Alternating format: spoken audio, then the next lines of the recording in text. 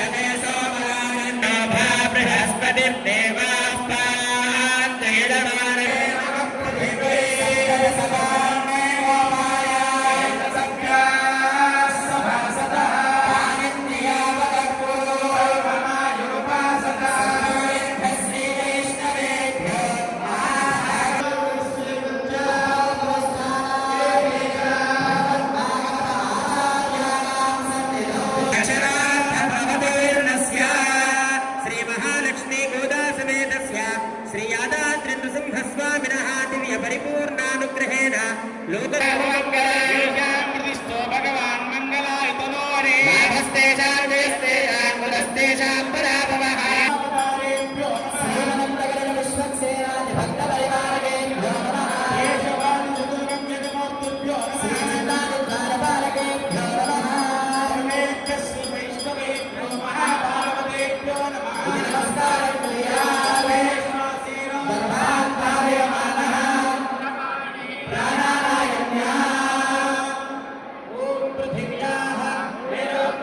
तदादौ कुण्डमण्डप यागोपकरणादि समस्त द्रव्य शुद्ध्यर्थं वासुदेव पुण्याहवाचनं करिष्ये निर्विघ्नेन